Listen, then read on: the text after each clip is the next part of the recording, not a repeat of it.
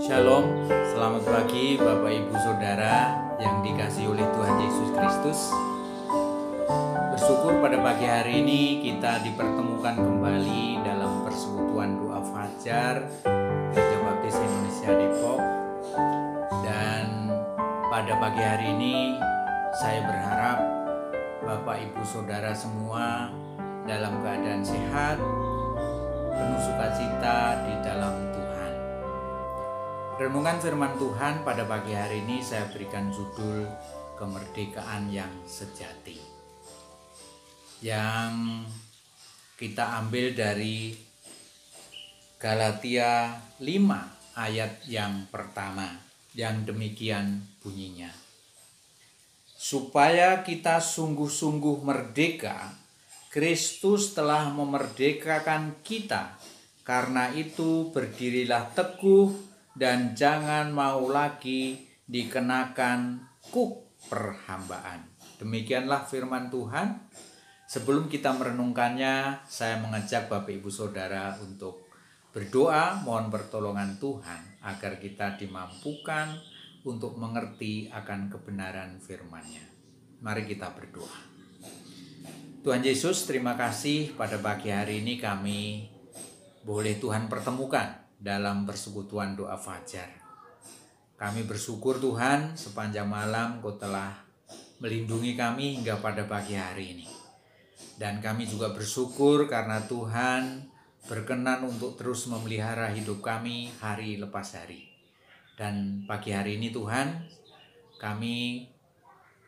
persiapkan hati kami agar kami boleh diberikan hikmat dan pengertian Tuhan, agar kami boleh mengerti akan kebenaran firman-Mu yang dapat kami renungkan pada pagi hari ini. Terima kasih Tuhan Yesus. Hanya di dalam nama-Mu kami berdoa. Haleluya. Amin. Bapak Ibu Saudara, 3 hari lagi bangsa kita akan memperingati hari ulang tahun kemerdekaan yang ke-76. Kemerdekaan bagi suatu bangsa tentu sangatlah penting. Karena ketika bangsa itu merdeka, maka dia bisa menentukan nasib dan arah kebijakan bagi bangsa itu. Dan kita semuanya telah menikmati kemerdekaan itu di dalam bangsa Indonesia ini. Dan setiap tanggal 17 Agustus kita semua boleh menikmati dan boleh merayakan kemerdekaan itu dengan sukacita. Biasanya hari-hari ini kita dulu melakukan perlombaan-perlombaan baik di gereja, baik di kantor pemerintah, lembaga-lembaga swasta, maupun pengibaran bendera yang dilakukan oleh masing-masing instansi dan istana negara. Gereja kita biasanya menyelenggarakan perlombaan, dan kita semuanya terlibat di dalamnya, menikmati sukacita ini dengan rasa syukur kepada Tuhan yang telah memerdekakan bangsa kita. Bapak Ibu Saudara, kemerdekaan bangsa kita tentu tidak mudah diraih. Tentu harus melakukan kerja keras dan perjuangan para pendahulu kita yang telah menumpahkan darah, yang telah kehilangan nyawa, yang telah kehilangan harta benda untuk sebuah kemerdekaan. Kita sebagai orang percaya di dalam Galatia 5 ayat 1 tadi yang kita baca, kita juga sudah dimerdekakan secara rohani. Tentu kemerdekaan Kristen dengan kemerdekaan bangsa Indonesia ada perbedaannya secara substansi. Kalau bangsa kita merdeka karena perjuangan yang panjang, karena pengorbanan para pahlawan kita, dan dia memperoleh kemerdekaan itu. Tetapi bagi kita orang percaya yang sebelum percaya kepada Tuhan Yesus Kristus adalah orang-orang yang belum merdeka. Orang yang dikuasai oleh dosa. Di dalam Roma 6 ayat 20. Mari kita buka Roma 6 ayat 20. Bahwa kita waktu itu adalah hamba dosa. Roma 6 ayat 20 bagian A. Sebab waktu kamu hamba dosa, kamu bebas dari kebenaran. Kita dahulu adalah hamba dosa. Hamba dosa artinya bahwa kita dikuasai oleh iblis. Dikuasai oleh kedagingan kita. Dan apa yang dilakukan dalam kehidupan kita semuanya hanyalah sia-sia. Karena kita tahu bahwa di dalam Roma yang ke-6 ayat 23 bahwa upah dosa adalah maut. Sepanjang hidup kita sebelum percaya kepada Yesus, kita dicengkeram oleh dosa. Kita diperbudak oleh dosa. Kita tidak memiliki kemerdekaan. Sehingga Tuhan melihat bahwa manusia itu lemah. Tidak bisa mengupayakan kemerdekaan dengan sendirinya. Sehingga Allah mengasihi saudara dan saya. Dia mati di kayu salib dan bangkit karena ingin memerdekakan kita. Karena menebus dosa kita. Kita sudah ditebus. Kita sudah dimerdekakan dari perbudakan dosa. Sehingga kita dipindah dari maut ke dalam kehidupan yang kekal. Dari kehidupan yang penuh dosa dipindah ke dalam kehidupan yang penuh dengan kebenaran. Allah mengasihi saudara dan saya. Itulah perbedaannya. Kita dimerdekakan oleh karena kasih karunia Allah. Bukan hasil usaha kita. Bukan perjuangan kita. Bukan kerja keras kita. Tetapi kasih karunia Allah telah memerdekakan saudara dan saya. Itulah kemerdekaan yang sejati yang dimiliki oleh orang-orang percaya. Lalu saudara-saudara, Roma 6 ayat 17 sampai dengan 18, ketika kita sudah dimerdekakan oleh Tuhan, apa yang harus kita buat? Kita harus mempertahankan kemerdekaan rohani kita. Mari kita buka Alkitab kita, Roma 6 ayat 17 sampai dengan 18. Tetapi syukurlah kepada Allah, dahulu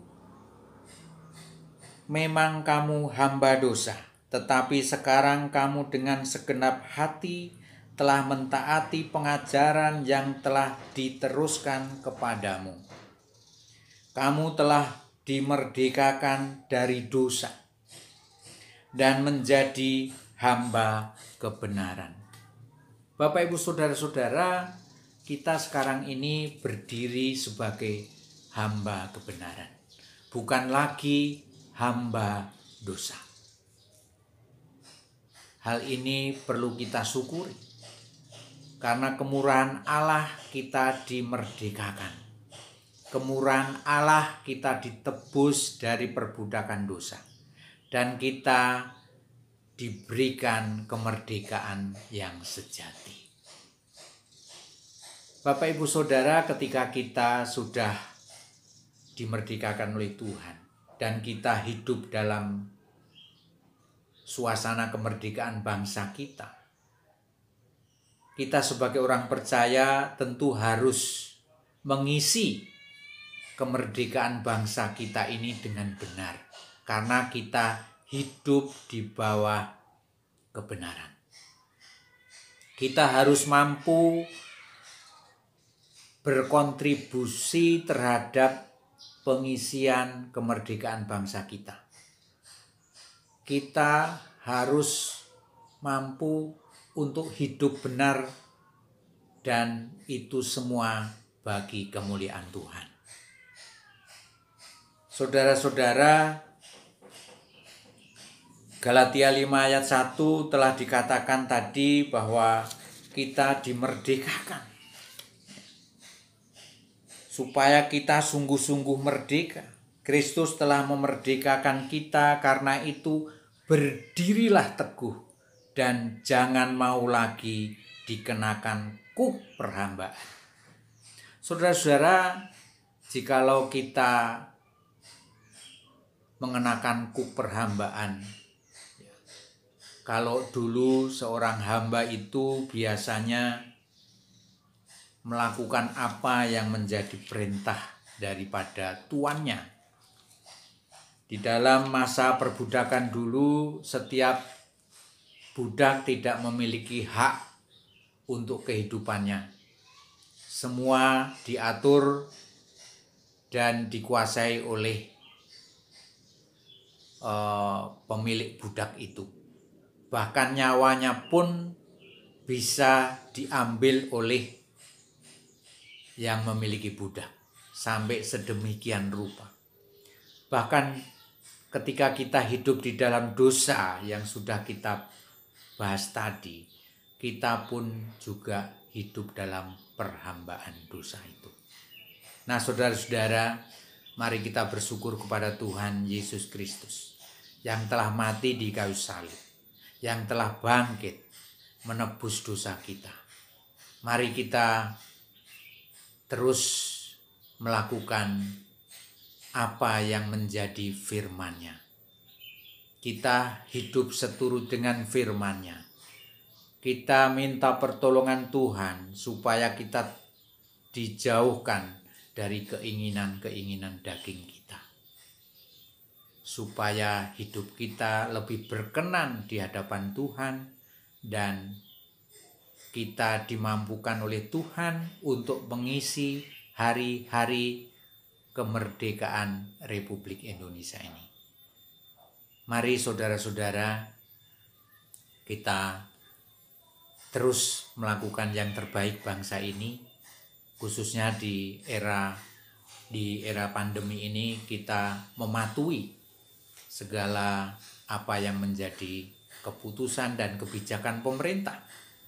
Kita terus mengikuti dan bisa menjaga agar apa yang menjadi program-program pemerintah dapat terlaksana dengan baik. Mari saudara-saudara, kita menikmati kemerdekaan yang sudah diberikan kepada Tuhan Yesus Kristus. Dan kita juga berkontribusi terhadap mengisi kemerdekaan bangsa kita. Merdeka, merdeka, mari kita berdoa. Bapa di surga, Bapa yang Maha Kudus, terima kasih Tuhan, oleh karena kemurahan-Mu, Engkau telah memerdekakan kami dari perhambaan dosa. Engkau telah memindahkan kami, menebus kami dari perhambaan dosa kepada hidup yang kekal. Terima kasih Tuhan untuk kasih anugerah-Mu ini. Biarlah kiranya Tuhan, Kau juga akan memberikan kemampuan bagi kami untuk hidup seturut dengan firman-Mu dan menjauhi segala apa yang Tuhan tidak kehendaki dalam hidup kami. Dan biarlah Tuhan, kami juga dimampukan oleh Tuhan untuk turut berkontribusi mengisi hari-hari kemerdekaan bangsa kami ini. Terima kasih Tuhan untuk anugerah kemerdekaan yang telah Engkau berikan bagi bangsa kami. Terima kasih untuk anugerah kemerdekaan yang telah Tuhan berikan bagi kami. Biarlah Tuhan, dengan kemerdekaan yang Tuhan berikan bagi kami boleh menikmati dengan sukacita di dalam Tuhan. Terima kasih Bapa, ampuni segala dosa dan kesalahan kami. Hanya di dalam nama Tuhan Yesus Kristus kami ucap syukur dan berdoa. Haleluya. Amin.